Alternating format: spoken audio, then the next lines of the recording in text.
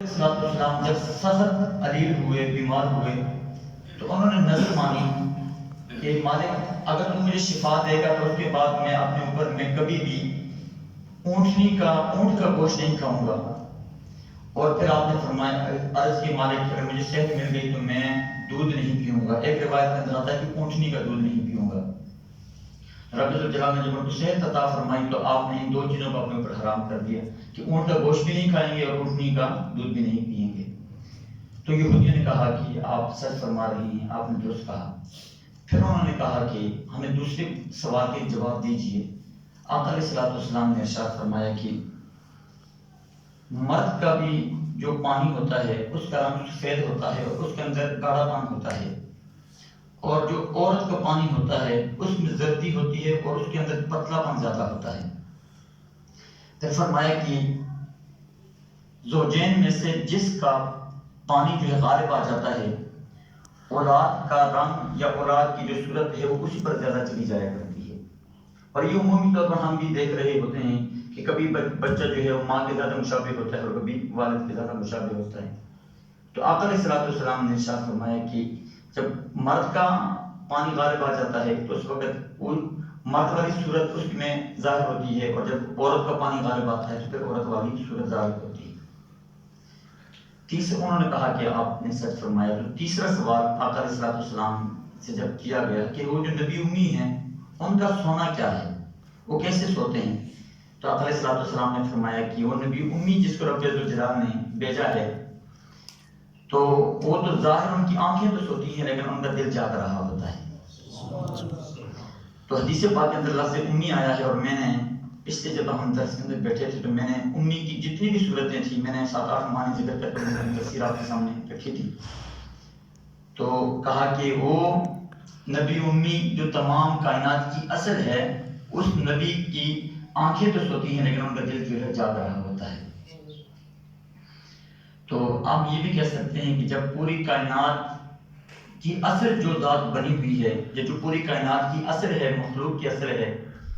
تو اگر کائنات گردش کر رہی ہے تو حضور کے وسیلے سے ہی تو گردش کر رہی ہوتی ہے۔ جب حضور کے وسیلے سے کائنات چل رہی ہے، اگر وہ نبی دنیا میں موجود نہ ہوں یا وہ نبی جو ہے ان کی حالت عام ہمارے جیسی ہو تو پھر وہ نبی امی تو نہ رہے،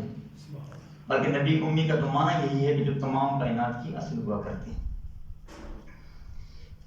اب یہاں پر جبریل امین کے اوپر اگر میں زیادہ بات کروں گا تو اس کے اوپر بھی لمبی گفتگو ہو سکتی ہے۔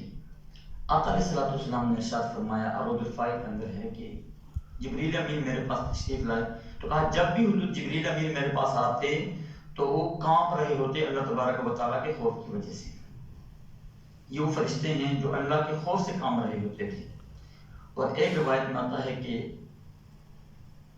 جبریل امین اور حضرت اسرافیل علیہ السلام، یا ایک روایت میں حضرت میکائیل علیہ السلام فرماتے ہیں کہ دونوں رو رہے تھے تو اللہ کے نبی نے پوچھا کہ فرشتوں تم تو اللہ کی پاکیزہ مخلوق ہو اور تم کو رب الجلال نے نبیوں فرشتوں میں رسول بنایا ہے، تو تم کیوں پریشان ہو، تم کیوں رو رہے ہو؟ تو انہوں نے عرض کی کہ مالک یا رسول اللہ صلی اللہ علیہ وسلم، ہم اللہ کی خفیہ تدبیر سے ڈرتے ہیں کہ کہیں ایسا نہ ہو کہ ہمارا خاتمہ جو ہے کسی اور درجے میں ہو جائے، جس طرح کہ شیطان کا ہوا ہے کہ شیطان نے چپے چپے پر عبادتیں کی ہیں، ریاضتیں کی ہیں، لیکن اس کے باوجود اس کے انجام جو ہے بڑا خراب ہوا ہے۔ تو ہم خفیہ تدبیر سے ڈرتے ہیں کہ مالک، تو اس وقت رب الجلال کی طرف سے حکم ہوا کہ جبریل میری خفیہ تدبیر سے تم ڈرا ہی کرو، یعنی تم نے ڈرنا ہی ہمیشہ، تم میری خفیہ تدبیر سے ہمیشہ جو ہے ڈرتے رہا کرو۔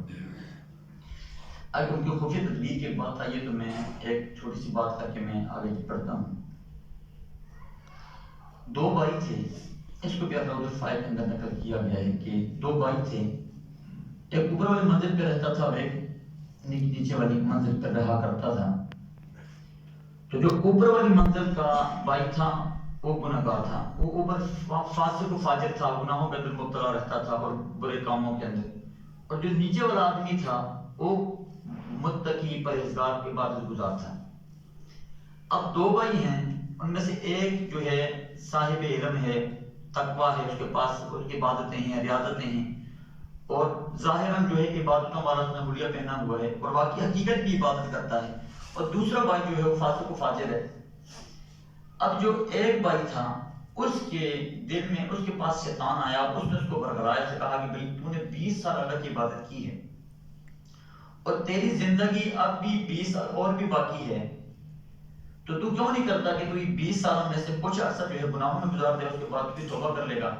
تو دنیا کے اندر عیش بھی گزار لے گا، زندگی جو ہے اچھی بھی گزار لے گا، اس کے بعد جو توبہ بھی کر لے گا اور تو جنت میں بھی چلا جائے گا۔ اب یہ جو نیک آدمی تھا، جو ظاہراً جو عبادت گزار بھی تھا، تقوی والا بھی تھا، نماز بھی پڑھتا تھا، اس کے دل میں خیال آیا کہ اگر میری 20 سال عمر ہے تو 10 سال میں گناہ کر لوں گا، 10 سال کے بعد 10 سال میں پھر توبہ کر کے عبادت کر لوں گا اور جنت میں چلا جاؤں۔ اب دل میں خیال کیا آیا؟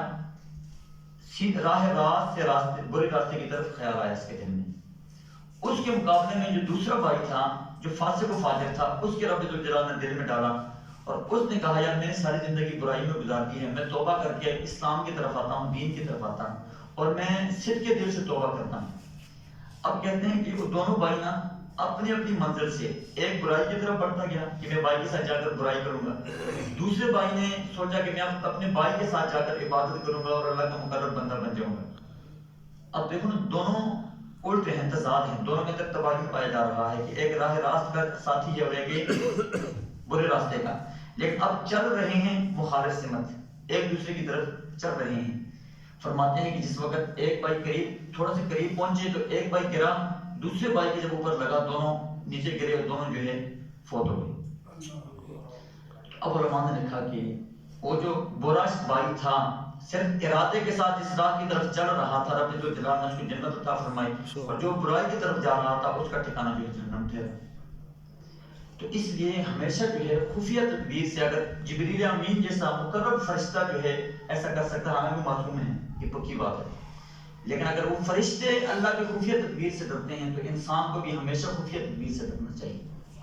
اس کی وجہ سے یہی ہوتا ہے کہ ہم کبھی کبھار لوگوں کے ساتھ کچھ ایسے معاملات کر رہے ہوتے ہیں،